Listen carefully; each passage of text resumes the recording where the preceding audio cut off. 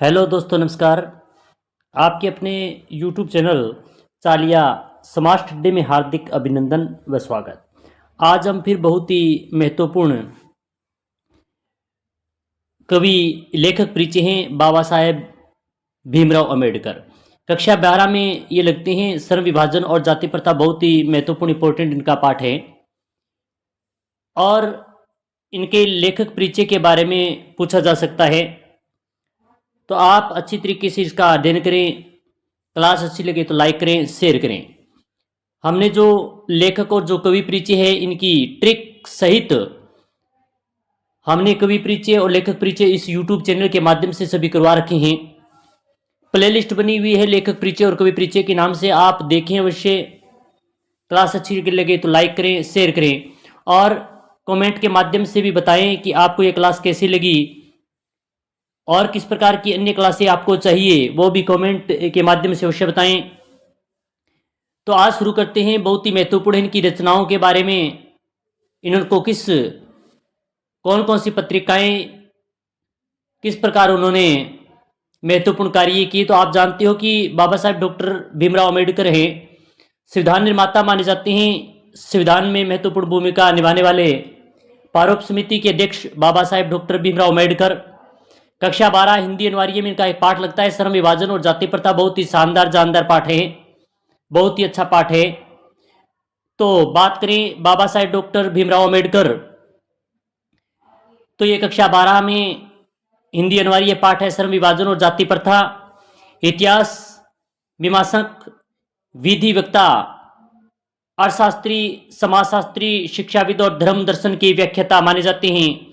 आदि नामों से जाने जाते हैं। इतिहास मीमांसक भी थे, विधि वक्ता भी थे, अर्थशास्त्री भी थे, समाजशास्त्री भी थे। आदि रूपों में उनको जाना जाता है बाबा साहेब डॉक्टर भीमराव अंबेडकर को। और बात करें तो संस्कृत का धार्मिक, पौराणिक और पूरा वैदिक वाग्गम्य अनुवाद उनके द्वारा किया गया, डॉक्टर बाबा साहेब भीमराव अंबेडकर के द्वारा। तो बहुत ही महत्वपूर्ण माने जाते हैं बाबा साहेब डॉक्टर भीमराव अंबेडकर। मानव मुक्ति के प्रोधा बाबा साहेब भीमराव अंबेडकर का जन्म की बात करें तो 14 अप्रैल 1891 ईस्वी में उनका जन्म मध्य प्रदेश के अंदर हुआ था। बाबा साहेब डॉक्टर भीमराव अंबेडकर है। अगर जन्म याद करें तो इस प्रकार आप याद करने की दृष्टि से रख सकते हैं कि संविधान का निर्माण करने वाले तो एक ही थे, नौ नहीं थे। तो 1891 यानी एक ही थे, नौ नहीं थे, तो 9 में से एक गया, 8 आ गया। और इस प्रकार 1891 ईस्वी में बाबा साहेब डॉक्टर भीमराव अंबेडकर का जन्म हुआ और मध्य प्रदेश के अंदर उनका जन्म हुआ था। आगे देखें तो प्राथमिक शिक्षा के बाद बड़ौदा नरेश के प्रोत्साहन पर उच्चतर शिक्षा प्राप्त करने के लिए विदेश गए थे। यानी प्राथमिक शिक्षा उन्होंने प्राप्त की।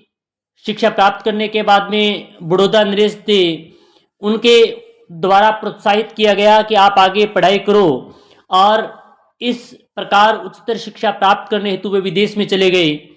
अब बात करें उनकी महत्वपूर्ण रचनाएं कौन कौन सी है जिनके कारण उनका मान सम्मान और महत्वपूर्ण कार्य उनके द्वारा किया गया। पहली एक रचना है, बहुत ही शानदार है, द कास्ट इन इंडिया, उनके द्वारा लिखी गई। देयर मैकेनिज्म इनके द्वारा लिखी गई। बुद्धा एंड हिज धमा, ये भी इनकी महत्वपूर्ण रचना है। द राइज एंड फॉल, ये भी इनकी बहुत ही शानदार और महत्वपूर्ण रचना है। The Hindu women annihilation of caste, इनके द्वारा बहुत ही शानदार रचना लिखी गई। बुद्धिज्म एंड कम्युनिकेशन, यानी ये सभी बहुत ही शानदार इनकी रचनाएं हैं, जो एक दो बार आप इनको अगर अध्ययन करेंगे तो अच्छी तरीके से आपकी याद हो जाएगी। तो बहुत ही महत्वपूर्ण रचनाएं हैं। लेखक परिचय की दृष्टि से बहुत ही महत्वपूर्ण है डॉक्टर बाबा साहेब भीमराव अंबेडकर। अब बात करते हैं पत्रिकाओं की, तो मुख्य नायक उनके द्वारा पत्रिकाएं लिखी गई। बहिष्कृत भारत और जनता आदि उनके द्वारा पत्रिकाएं निकाली गई थी। जो जाति प्रथा समाज में फैला हुआ था उनको मिटाने के लिए, लोगों को जागृत करने के लिए इस प्रकार की पत्रिकाएं उनके द्वारा निकाली गई थी, बहुत ही शानदार थी। अब आगे बात करें तो भारतीय संविधान निर्माताओं में से एक बाबा साहेब डॉक्टर भीमराव अम्बेडकर आधुनिक भारतीय चिंतन में अत्यंत महत्वपूर्ण अधिकारी माने जाते हैं और उनकी मृत्यु है वो दिसंबर 1956 ईस्वी में दिल्ली के अंदर हुई थी, बाबा साहेब डॉक्टर भीमराव अम्बेडकर की। तो हमने आज देखा कि बहुत ही महत्वपूर्ण उनकी रचनाएं, उनके द्वारा निकाली गई पत्रिकाएं बहुत ही शानदार थी, बहुत ही महत्वपूर्ण थी। किस प्रकार उन्होंने समाज में जाति प्रथा को मिटाने का कार्य किया, किस प्रकार जो श्रम विभाजन और जाति प्रथा पाठ दिया गया है इस पर उन्होंने कितनी शानदार तरीके से इसमें लिखा गया, किस प्रकार उन्होंने अनेक उपनामों से जानते हैं, ये सभी पर हमने चर्चा की। तो ये आप अगर एक दो बार इस क्लास को देखेंगे तो ये आपके कंठस्थ याद हो जाएंगे। बाबा साहेब भीमराव अम्बेडकर रचनाएं हैं वो बहुत ही महत्वपूर्ण हैं। तो ये क्लास अच्छी लगेगी आशा करते हैं और इसी प्रकार की महत्वपूर्ण क्लास के साथ फिर मिलेंगे। कमेंट के माध्यम से अवश्य बताएं कि ये क्लास कैसी लगी। तो इस प्रकार की क्लास के साथ फिर मिलेंगे। जय हिंद, जय भारत।